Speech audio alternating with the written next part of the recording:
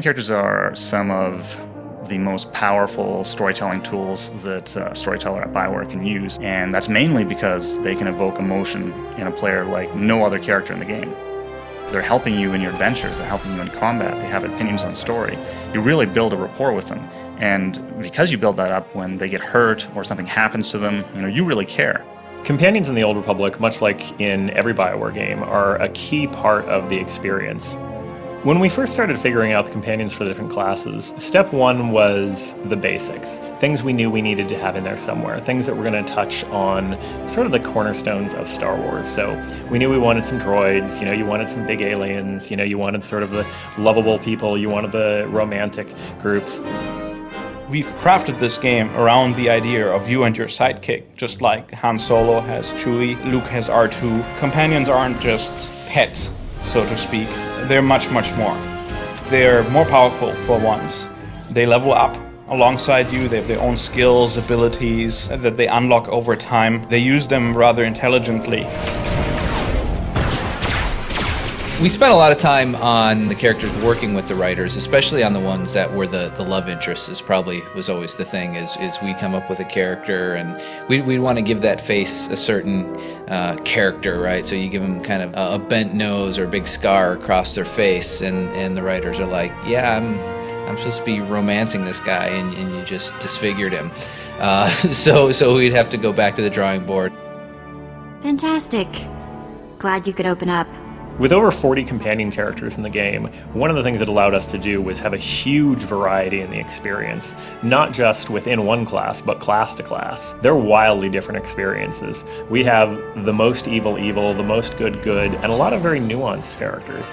People are not just tied to light side, dark side, and it takes a little bit for characters, and when players are playing, for them to sort of get used to it. What we ended up with is making sure that every class gets access to the 5 roles of companions that we have in the game, but not necessarily in the same order, because that is dictated by the story. What we did there is try to make sure that you got the role that is most useful to you at the earliest point in time. For example, if you're playing a Inquisitor, we give you a companion that is a damage taker. He will take damage, he will hold the enemy, taunt them, and make sure that they're attacking him, allowing the Inquisitor to stand back and use his abilities.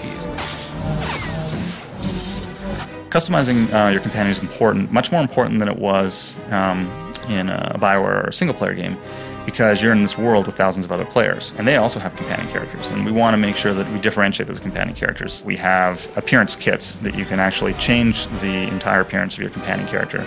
You have, when you get Vet as a Sith warrior, she's a blue-skinned Twi'lek, but you can actually change her skin color and her facial features and make her look different.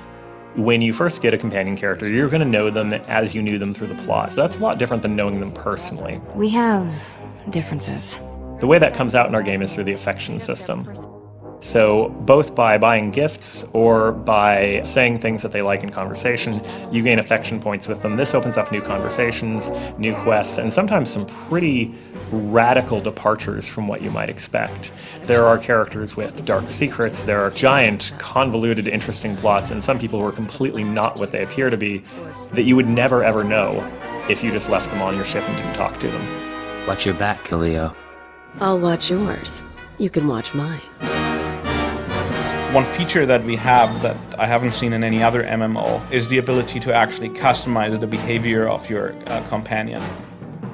In our game, you can actually go in and you can tell the companion which abilities you want them to use and which ones you don't. They're a real member of your party, and they have a full selection of abilities. And in addition to that, they're actually able to do things such as do your crafting. We have crew skills, which allows a companion character to actually craft for you. They'll build with crafting materials the crafted items you want them to build. It's like you're the taskmaster, well, especially if you're a Sith, and you're getting them to to make the stuff you want them to make. You're more to me than just my master. You do know that, don't you? You're much more than a Padawan to me. I thought so. Romances bring a depth and a complexity and a realism to the feel. It feels like these are real people. Say it with me. I'm better than Temple in every possible way. Obviously, the love triangles and things like that can bring a little bit of extra tension there. They're not things that you have to get involved with if people are not into the romance aspect. But if it was missing, I think it would seem very strange. Good behaving. Did you notice? Of all the companions, probably Vet is my favorite. She's sassy, she talks back, and you're like this evil Sith Lord guy in training, and you just get to shock her when you want to. It's just all really well done. Doesn't even hurt anymore. For pure, just squeal excitement, I love Blizz. The first time I saw Blizz, I was incredibly excited. The first time I saw Randy Beagle's writing of him, Blizz is so charming. I want a plush toy of Blizz more than anything else in our game.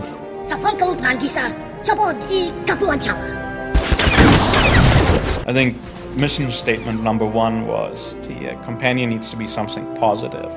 That meant a lot of work, a lot of iteration on features like pathfinding, artificial intelligence, and their abilities to make sure that they don't do frustrating things.